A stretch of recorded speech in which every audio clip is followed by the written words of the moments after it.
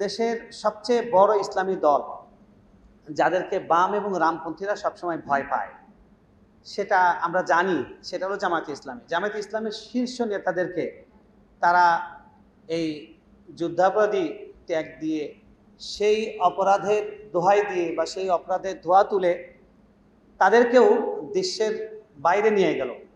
তখন মাঠটা খালি। এই অবস্থায় আমরা দেখলাম যে শাহবাগীদের উত্থান ঘটল। শাপলা কোন প্রেক্ষাপটে হয়েছিল এবং শাপলার মেসাকারের উদ্দেশ্য কি ছিল সেটা তখনই আমাদের সামনে পরিষ্কার হবে যখন আমরা দেখব যে শাপলা বা হেফাজতের জন্মটা কোন প্রেক্ষাপটে হয়েছিল। আমরা দেখেছি যে যখন আওয়ামীরা প্রথম ক্ষমতায় এসছে, আসার পর থেকে তারা পুরো দেশ জুড়ে ইসলামকে ভিক্টিমাইজ করার চেষ্টা করেছে, ইসলামকে তারা কালার করার চেষ্টা করেছে। টুপি দেখলেই তাকে একটা ট্যাগ দিতে হবে, দাড়ি দেখলেই ট্যাগ দিতে হবে। প্রথম 5 বছর আমরা দেখলাম যে প্রশাসনে এবং শিক্ষাঙ্গনে সব জায়গায় যেখানে ইসলামপন্থী আছে, ইসলামের চেতনাধারী আছে, এমনকি জাতীয়তাবাদী নিখাদ ইসলামপ্রেমী যারা আছে, এই ধরনের লোকগুলোকেও আস্তে আস্তে তাদেরকে সরিয়ে দেওয়া হতে থাকলো এবং তাদেরকে কখনো জঙ্গি ট্যাগ, কখনো তাদেরকে রাজাকার ট্যাগ, কখনো বিভিন্ন ট্যাগ দিয়ে দিয়ে তাদেরকে সরিয়ে দেওয়া শুরু করলো। এবং এর মধ্যে দেখা গেল সাইফুল সাহেব তিনি দুনিয়া থেকে চলে গেলেন, আমিনী সাহেবকে নজরবন্দি করায় রাখা হয়েছিল, তিনিও শেষে চলে গেলেন।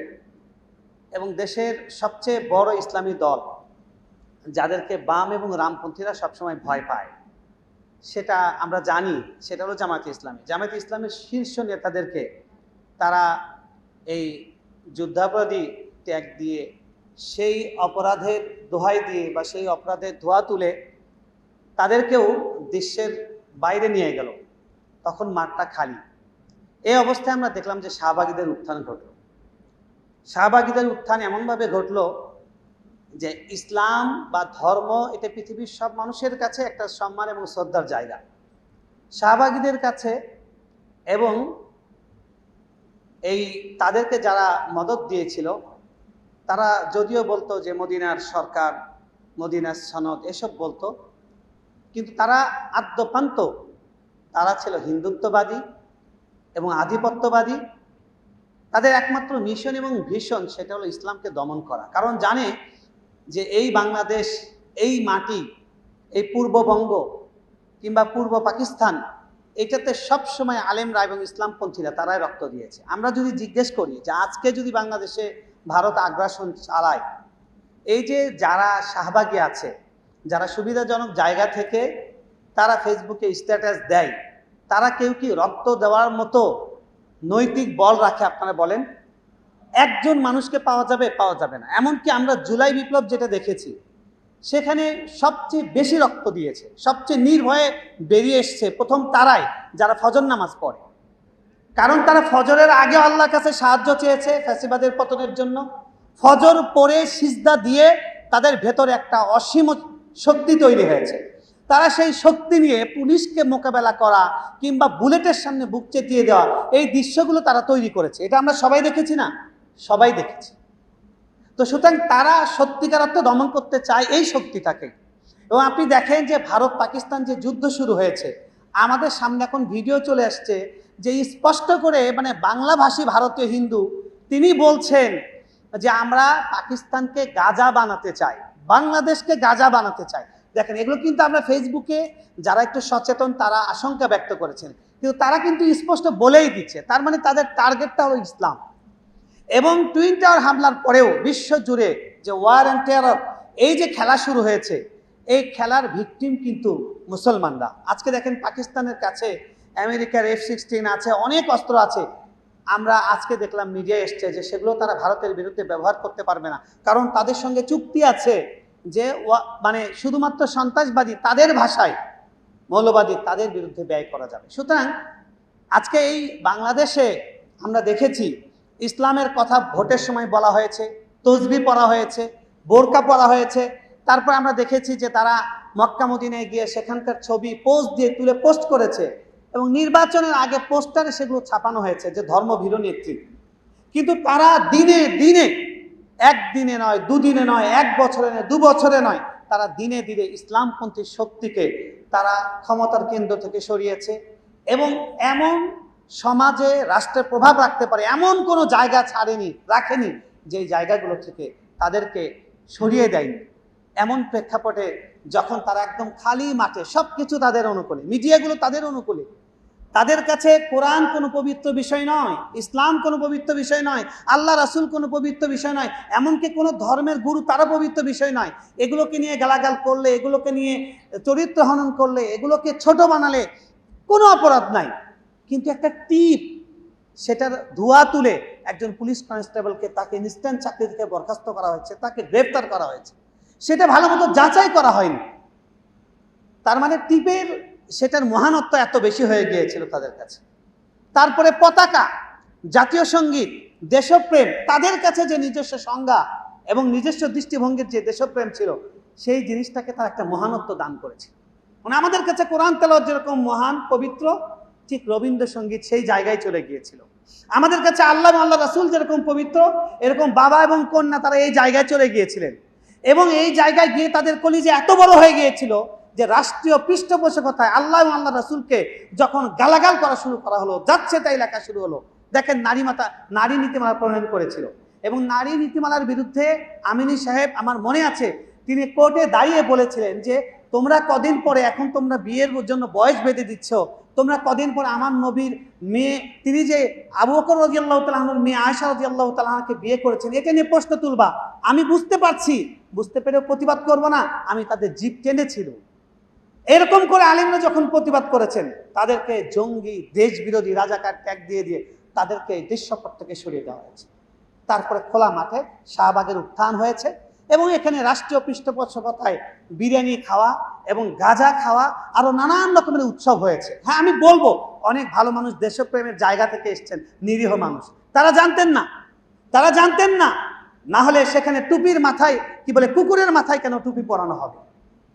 এই কাজগুলো করা হয়েছে এবং আল্লাহ রাসূল সাল্লাল্লাহু আলাইহি ওয়াসাল্লামকে ব্লগে যাচ্ছে তাই ভাবে গালাগাল করা হচ্ছে। আমরা যখন এটার প্রতিবাদ করি তখন বলে এটা বলা হয়েছে, এটার কোনো প্রমাণ নেই, এটা কে দেখেছে, তখন এগুলোকে নর্মালাইজ করা হয়। কিন্তু দেশপ্রেম নিয়ে একটা মেয়ে, পাকিস্তানি খেলোয়াড়রা খেলতে এসছে, তাকে বলেছে মেরিমি, এটা নিয়ে হইচই। তারপরে পাকিস্তানি পতাকা নিয়েছে, এটার জন্য ইজ্জত চলে গেছে। তো বাংলাদেশের পতাকাকে সেই চেতনাজীবীরাই আবার কুকুরের গায়ে পরিয়েছে, পায়ের নিচে দিয়েছে, তাতে করে তাদের বাংলাদেশের কোনো সম্মানহানি, ইজ্জতহানি হয়নি। তাদের এরকম দুমুখ দেশপ্রেমের ভালোবাসা আমরা দেখেছি। যখন পুরো জাতির সহ্য ক্ষমতার বাইরে চলে গিয়েছিল, আল্লাহ এবং আল্লাহ রাসূল পর্যন্ত সরাসরি অ্যাটাক হচ্ছিল, তখন হেফাজতে ইসলাম দৃশ্যপটে আসতে হয়েছে। সারা দেশের ইসলাম এবং আল্লাহ রাসূলকে ভালোবাসেন এমন যে কোনো লোক, যে কোনো দলের লোক, এমনকি খোদ ওই ফ্যাসিস্টের দলেরও অনেক লোক যাদের মধ্যে আল্লাহ এবং আল্লাহ রাসূলের ভালোবাসা টিকে ছিল, তারা রাস্তায় এসেছেন। আমরা দেখেছি, আমাদের সঙ্গে তারা সহযোদ্ধা হয়ে লড়াই করেছেন, দেখেছি। এবং যখন এই প্রতিবাদটা সারা দেশে তাদের ক্ষমতার গদিতে টান দেওয়ার মতো জায়গায় চলে আসলো, তখন তারা সিদ্ধান্ত নিয়েছিল যে আমাদের পার্শ্ববর্তী সেই দেশের সহযোগিতা নিয়ে তারা ম্যাসাকার করবে। যেরকম ম্যাসাকার তারা উদ্বোধন করেছিল বিডিআর বিদ্রোহের সেই দমনের মাধ্যমে, এবং সেই সিলসিলাতেই তারা শাপলা ম্যাসাকার করেছে। এবং শাপলা ম্যাসাকার করার পরে এদেশের মিডিয়াগুলো, যাদের দায়িত্ব ছিল, যারা ফোর্থ পিলার অফ স্টেট, যারা রাষ্ট্রের চতুর্থ স্তম্ভ হয়ে কেউ কথা বলতে পারছে না, মিডিয়ার কথা বলা উচিত ছিল, কিন্তু মিডিয়া সেদিন কথা বলেনি, তাদের তোষণ করেছে, তাদেরকে মদত দিয়েছে। এবং সেই মদত দেবার কারণে তারা এই শক্তিটা আজকে জুলাই বিপ্লবে এসে আমাদের অসংখ্য তরুণদের রক্ত ঝরিয়ে তারপরে ক্ষান্ত হয়েছে। মিডিয়া এখনো খেলছে। আজকে 36-এর যারা প্রতিনিধি আছি, আমরা ওই চেতনাকে ধারণ করি। আমাদের প্রত্যেকের এক নাম্বার দায়িত্ব, আমাদের পেছন থেকে যারা আমাদের পিছে ছোরা মারে, এই শত্রু সম্পর্কে সজাগ থাকা। মিডিয়ার মধ্যে যারা এই দেশ এবং রাষ্ট্রের বিরুদ্ধে অবস্থান নেয়, যারা এদেশের জাতীয়তাবাদী চরিত্র, ইসলামপন্থী চরিত্রের উপরে আঘাত করার চেষ্টা করে, তাদেরকে সমর্থন করে, তাদেরকে প্রমোট করে, এই মিডিয়াগুলোর কণ্ঠ রোধ করতে হবে। এদেরকে টুটি চেপে ধরতে হবে। এদের টুটি চেপে না ধরলে, 8 মাস প্রমাণ করেছে সব কিছু ক্ষমতা এখন তাদের কাছ থেকে সরে গেছে, কিন্তু এখনো পর্যন্ত তাদের কণ্ঠই বিভিন্ন জায়গা থেকে প্রতিধ্বনিত হচ্ছে। কথা ঠিক না বেঠিক? মিডিয়ার শক্তি। আজকে একজন সাংবাদিক বলার সাহস পায়, উনি খুনি আপনাকে কে বলেছে? বাপরে বাপ, উনি খুনি আপনি জানেন না, উনি খুনি আপনি জানেন না। এই যে এরকম সাংবাদিকরা এখনো আছে, বড় বড় সাংবাদিক নেতারা, তারা বিভিন্ন জায়গায় দাওয়াত পায়, এগুলো ঘটনার আমরা পুনরাবৃত্তি চাই না। শেষ কথা হলো, আমরা ঐক্যবদ্ধ থাকতে হবে। আজকে এখন বিদেশি মিশন একটাই, সেটা হলো ছাত্রদের শক্তিকে খণ্ড বিখণ্ড করা।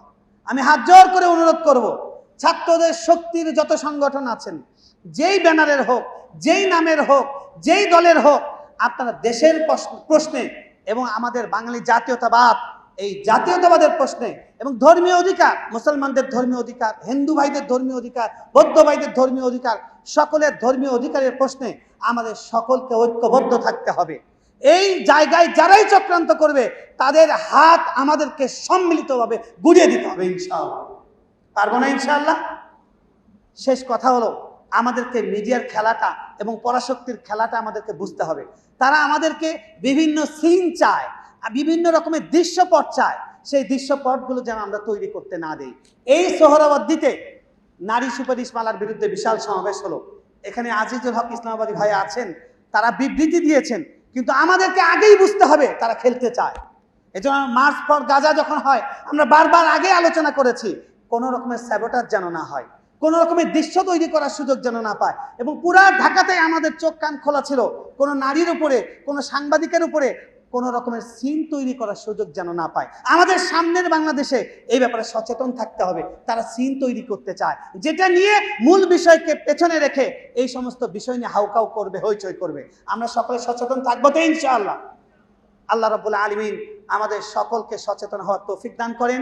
শেষ কথা, এই বর্তমান সরকার, তারা হয়তো আর যে কদিন থাকবে, তাদের কাছে আমাদের দাবি, 3টা বিচার অন্ততপক্ষে রায় দিয়ে যেতে হবে। নাম্বার 1, এই জুলাই বিপ্লবে যাদেরকে নির্মমভাবে শহীদ করা হয়েছে, আহত নিহত করা হয়েছে, এদের বিচার এবং এই খুনি হাসিনার বিচার তাদের অবশ্যই করতে হবে। যদি সেটা না করতে পারে, তারা যদি বাংলাদেশকে পৃথিবীর জিডিপির 1 নম্বর দেশ করে, আমরা তাদেরকে ক্রেডিট দিব, আমরা তাদেরকে প্রশংসা করব না। আমরা বলবো আপনাদের প্রথম কাজে খুনির বিচার করা, 2 নম্বর শাপলার বিচার করতে হবে, 3 নম্বর বিডিআর বিদ্রোহের নামে যেই ম্যাসাকার চালানো হয়েছিল সেটার বিচার করতে হবে। এই 3টার বিচার ছাড়া এই সরকার এই বিচার কনফার্ম করে তারপরে যাবে। তারপরে রাজনৈতিক সরকার আসুক, তার আগে যদি আসে আমরা সেটার ব্যাপারে নিশ্চিত থাকতে পারবো না। আপনারা একমত কিনা? আমাদের সকলকে এই ব্যাপারে সাউন্ড রাইজ করতে হবে, যার যার জায়গা থেকে বলতে হবে, লিখতে হবে, আওয়াজ তুলতে হবে। আল্লাহ আমাদের সকলকে তৌফিক দান করেন। ওয়া মা তৌফিক ইল্লা বিল্লাহ। আসসালামু আলাইকুম ওয়া রাহমাতুল্লাহি ওয়া বারাকাতুহু।